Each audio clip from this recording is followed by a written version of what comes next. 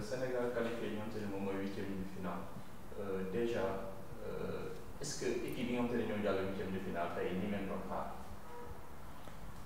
Bon pour commencer ñu ngi féliciter équipe bi qualifié ba pare parce que bokk na ci objectif yi ñu leen laajte woon qualification deuxième tour bi donc dem ba ainsi de suite équipe yi ñu qualifié am na ñu daan xaar mais bëri na ay surprise ñoo xamante ne xaaruñu leen woon te génn nañu mais tamit nag lu ñu war a mun gis la parce que bu ñu yokkee équipe yi dem ba 24 équipes donc loolu lu ñu war a mun gis la parce que day am ay meilleurs troisième comme 4 meilleurs troisième yi génn et donc sans compter nag chaque année lu mu dee dina am ñaari équipe yoo xamante ne ñooy nekk ay révélation équipe yi yuy génn yi nga xamante ne day nekk lu bees et donc loolu bàyyi nañ ci xel mu nekk ñaari équipe kenn ki xamoon nañ ko parce que ñoo bokkoon ak moom pour qualification bi muy Madagascar voilà beneen bi tamit mooy Ouganda bi nga xamante ne tey jii nii Sénégal moom la war a joŋante et donc génn Ouganda bett nañu bëri donc nag moo tax nag ñun personnellement ñi nga xamante ne ñu ngi suivre équipe yooyu noonu du ñu faral di ñu bett daal. Sénégal avant ñuy def Sénégal Ouganda Sénégal génn ci match Kenya bi tey ba ñu doon defal tuuti jàngat ci match boobu Sénégal Kenya lan lay doon. Sénégal Kenya am na luñ ciy jàngat bëri na am na yu bëri yoo xamante ne positif na ci mais ba léegi rek ci li ñu daan wax rek la ñuy bantuwaat li ci positif nag mooy ni que dañoo gis que ne Aliou Cissé indi na ay changements yu bëri donc boo bàyyi xel ci laaf yi indi na ñaar ñoo xamante ne football ñu woon mooy Gassama ak Ciss boo bàyyi xel ci milieu bi mu ngi indi troisième personne bi nga xamante ne mooy Henri Saivet tey jii nii Henri Saivet boobu noonu tey boo xoolee ñëpp a ngi daan wax dafa waroon football parce que Sénégal tey jii nii amuñu dóorkat yoo xamante ne mooy dóor coup de pied arrêté yi tey Henri Saivet ba mu ñëwee tamit wan na ci boppam te tamit mu def match bu rëy nag et donc boo bàyyi xel tamit Saliou Ciss tamit indi na apport offensif bu bëri ci match bi indi na apport offensif bu bëri Gassama tamit moom il a toujours été à l'aise défensivement donc li ci positif mooy ni que gagné nañu 3-0 li ci positif mooy ni que qualifié nañu mais il reste toujours des choses à faire yoo xamante ne moom la ñuy waxaat ba léegi parce que boo bàyyi xel Kenya bi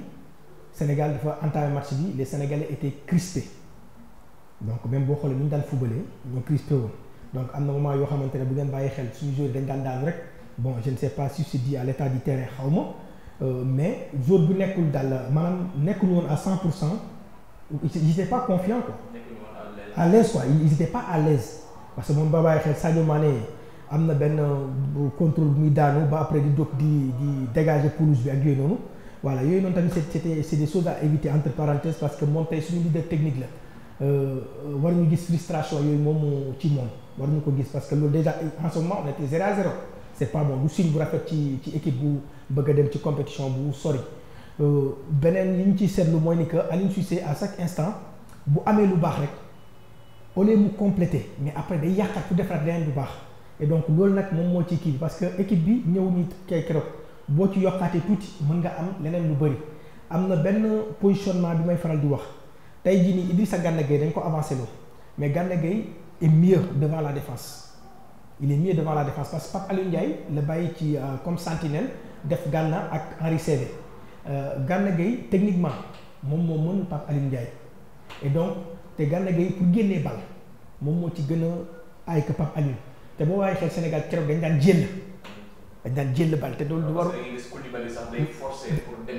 dem ci kanam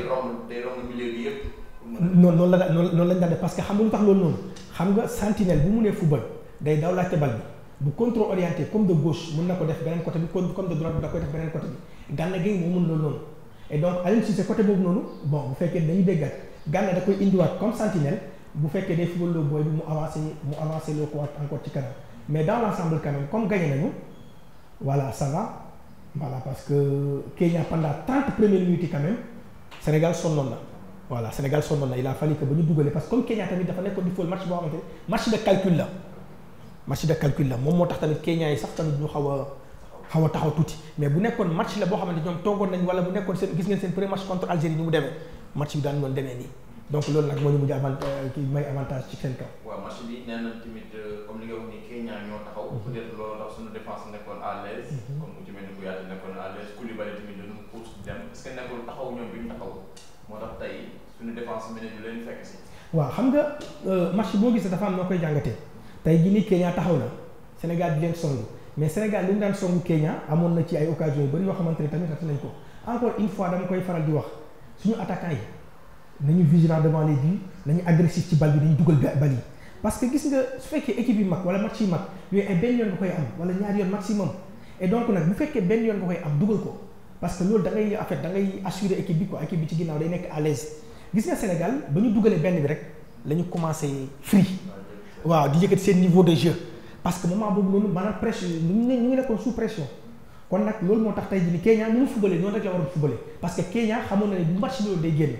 et donc Kenya xamoon na ni tamit bu jëlee moins de deux buts day génn et donc moom tamit nag loolu ñu def ñun moo waroon nekk juste lu ñu waroon fubalee parce que contre lañu daan fubalee.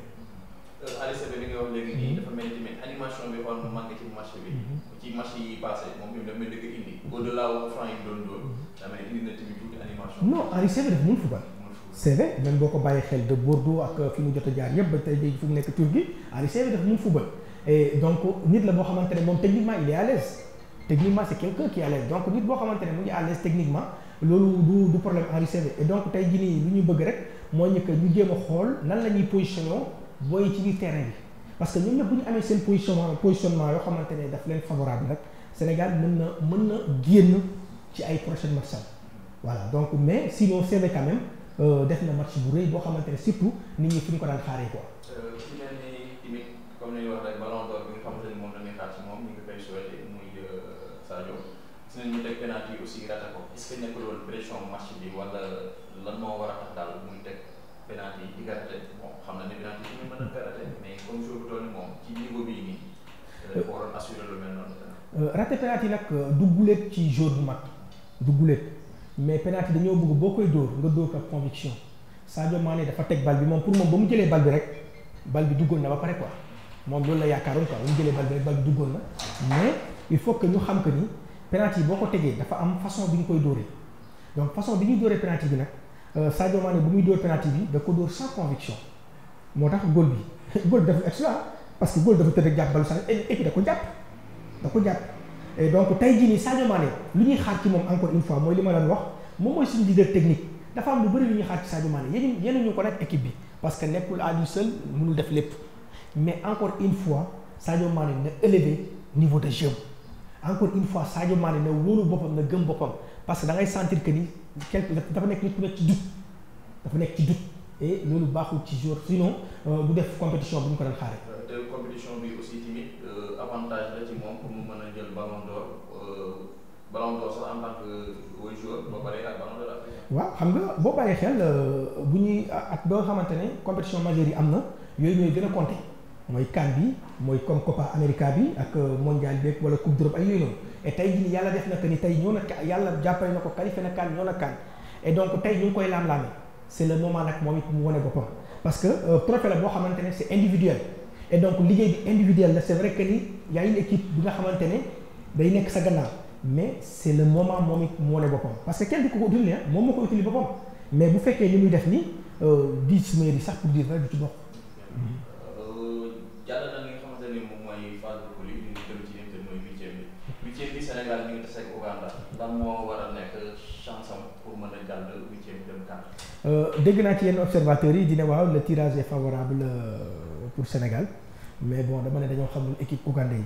parce que il faut savoir que ni am na une histoire entre Sénégal ak Ouganda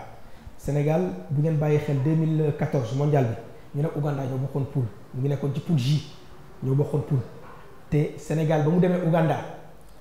arbitre bi jour boobu noonu daf ñu jàppale woon bu baax parce que amoon na 2 penalty ougandais yoo xamante ne bu ko tiré woon xëy na Sénégal mondial boobu noonu sax am na lu bari ñu daan wax duñ ko ci wax mais Sénégal jëlee fa match nul boobu nag mu ngi nekkoon génération ñoom Demba Ba ñoom Papis Demba Cissé donc nag Demba Ba ci la gaañu match retour bi Papis Demba Cissé tamit pareil moom ci la gaañu bu métti boobu noonu mais bu ngeen bàyyi xel bu baax retour bi ñu ngi ko joué fan dañoo dem Maroc parce que moment boobu noonu ñu ngi amoon problème fii nii mooy wa ñu xeexee noonu stade bi ñu sanctionné ko et donc ñu ne ñu choisir benn dëkk entre Gambie tuuti ñun ñu choisir woon dem footballé ko Marrakech lañu footballé match bi Moussa Sow moo dugaloon ci match boobu noonu te 1-0 lañu ko mujjee doon ci match bu métti kon Sénégal troisième confrontation mu ngi ko am contre Ouganda ñu def 0-0 possession de balle Ouganda moo am 60 Sénégal am 40 donc Ouganda yi boo xoolee ni ñu footballé contre RDC nga xool seen deuxième match nga xool contre Égypte Ouganda Égypte da lay leer que ni bu fekkoon ni que Égypte organisé wul woon compétition bi du dóor Ouganda mais Sénégal mu ngi am match bu métti bu koy xaar match bu métti bu physique parce que élimination directe la donc amatul leneen looy calculer da ngay gagné nga dem ñu dóor la nga toog et donc fii amatul benn point booy kal amul déedéet Sénégal nag mu ngi am match bu métti bu koy xaar boo xamante ne bu ñu yaakaaree Ouganda nooy neex la déedéet dañoo athlétique dañoo physique te tactiquement ils sont très bien. donc daal bu gagné rek quoi. non lan mooy fan la mën a jàpp mën a gagné Ouganda aussi peut-être xam naa xaw naa faiblesse. waaw Ouganda am na faiblesse parce que boo xoolee faiblesse Ouganda yi mu ngi nekk ci seen laaf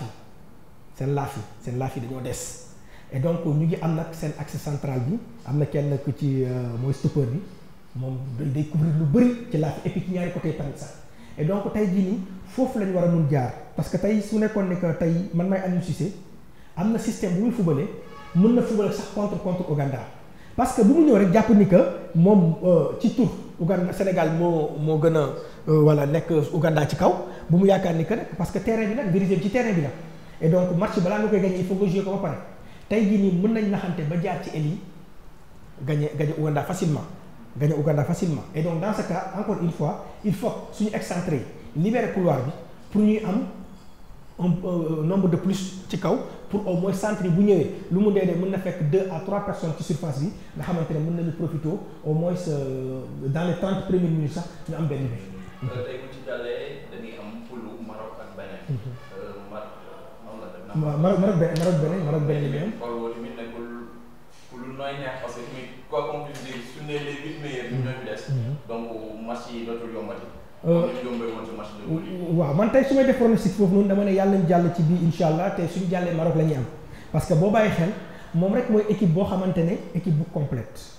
ci équipe yi ñëw yëpp boo ngeen xoolee premier match Maroc deuxième match am contre Côte d'Ivoire troisième match am ni mu fubalee da ngeen xam ne moom rek mooy équipe boo xamante ne mu ngi dugg ci compétition comme équipe yi mu waree dugg ci compétition bi day yéeg et donc tey jii nii Marocains yi ils sont tellement à l'aise ba nga xamante ne je pense que moom ak Bénin du yàgg daal man daal ci li ma jàngat ci li ma gis ñoom yëpp seen match warul nekk lu yàgg mais encore une fois nag football la day am bis yoo xamante ne nag jinne football yi tamit dañuy ànd ak ñeneen ñi duñu ànd ak ñeneen ñi et donc Sénégal bu génnee ci poule bii nii poule Maroc lay ami et donc yàlla mën na ko jàppale parce que Sénégal ci yoon bi mu nekk du affronter benn yoon pays organisateur bi du ko affronter benn yoon et donc loolu mën na ko jàppale bu fekkee ni que ku war a dem qualifier final la et donc xamal ni que mu ngi ci yoon boo xamante ne du laal Égypte benn yoon et donc tey jii nii Maroc nag yaakaar naa ci dëkk pays maghrébin yi ñëw yëpp maghrébin yi ñëw ñëpp Maroc daal ak Algérie ñoom daal ñoo ci gën a baax voilà donc li may tënkee mooy ni que encore une fois sénégalais yi nañu xam ni que ni compétition la te compétition majeure la fighting moo koy gagné affaire de góor la fowum góor la et nañ ci dem comme nañ ci war a demee jàpp ni que Ouganda la ñuy am du équipe bu ndaw la preuve Ouganda tey dafa ñeme Sénégal même seen entraîneur wax na ko dafa préféré am Sénégal que Kenya parce que lu tax xam nañ Sénégal mentalement bu doon Aliou Cissé na préparer joueurs yi mentalement ne leen xamal ni que football dès les premières minutes bu nga encaissé but mais il faut que mu xam que ni coup de finale ñun ñoo war a gagné donc bu ñu préparé loolu psychologiquement rek mooy ni que mën nañ def faay sax première minute ñu jël but mais nañ xam ni coup de finale Sénégal moo war a gagné.